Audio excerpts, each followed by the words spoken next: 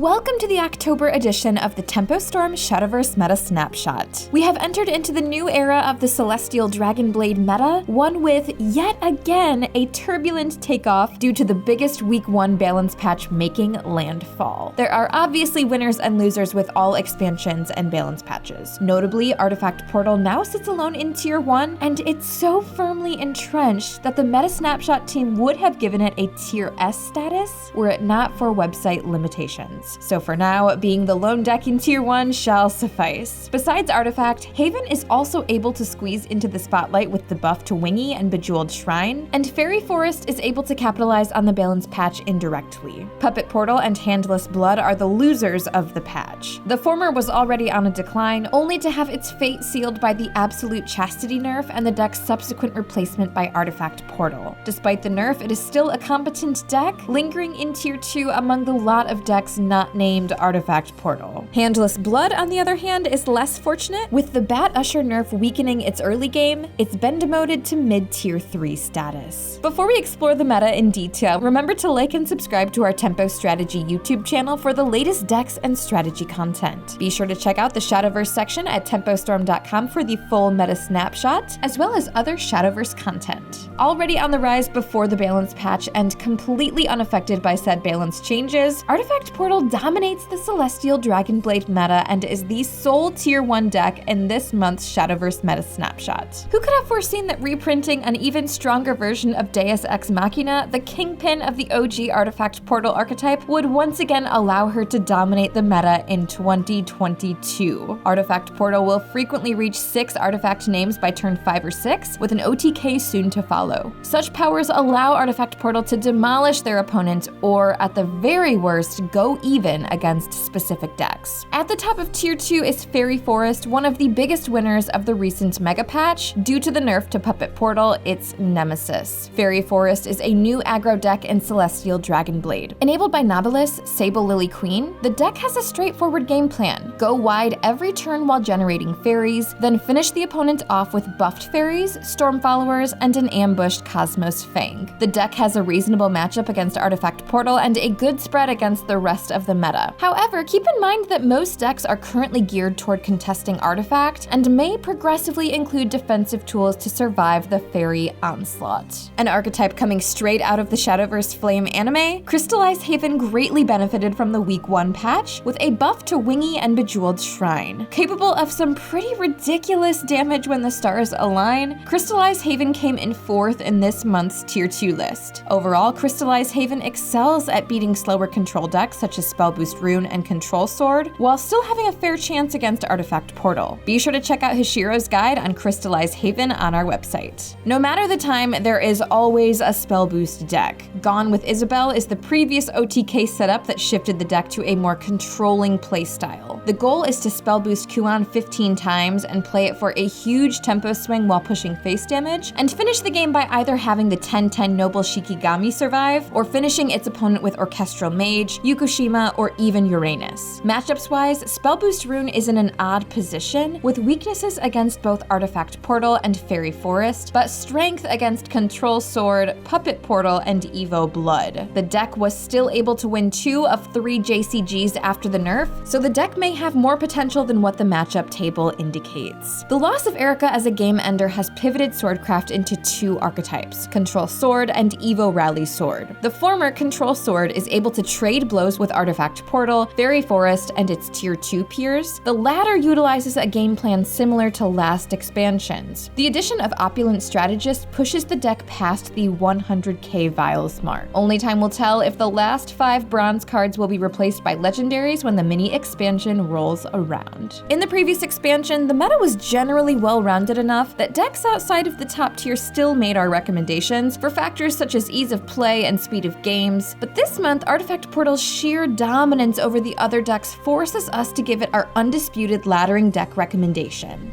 While the deck does have a learning curve, it is undoubtedly the best laddering deck with its positive matchup spread. Other than that, Artifact Portal, Fairy Forest, and Spellboost Rune are also reasonable picks for those who prefer their respective playstyles, especially given the aggressiveness of Artifact Portal. In an environment without many Spellboost Rune decks on ladder, Control Sword can be a reasonable pick, but with a price tag that resembles a new flagship graphics card, it may be a deck out of reach for newer players. Shadowverse players are no strangers to early balance patches in 2022. While it is great that Cygames has been a lot more responsive to potentially problematic metas, players have suggested that some of the balance changes, particularly the nerfs, were done a bit too hastily. Towards the end of the first week, players were already moving away from Puppet Portal, yet Artifact Portal remained unaffected. The patch also targeted Absolute Chastity instead of Orcus, the card that has been carrying Puppet Portal. The Bat Usher nerf may have been unnecessary, as Handless Blood is just not a very competitive deck.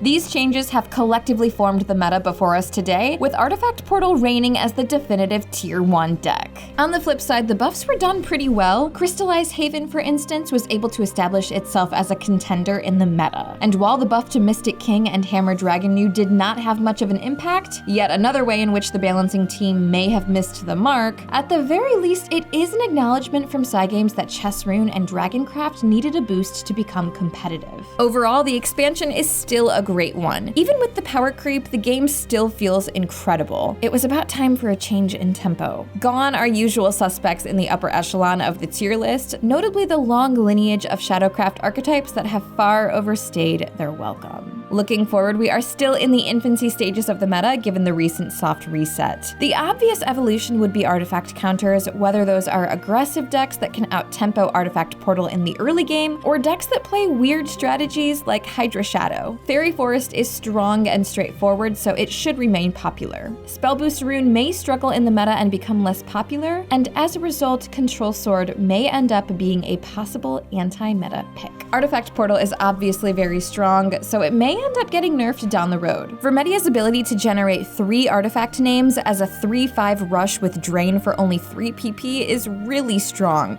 Even a swap from Keen Edge artifact to an Airstrike artifact can help give Artifact Portal a weakness and balance out the deck a little. In the meantime, be sure to check out the Shadowverse section of our website regularly for guides written by our professional players. We already have an Evo Blood and Crystallized Haven guide published, with more of them to come. See you all in next month's edition of the Tempo Storm Shadowverse Meta Snapshot.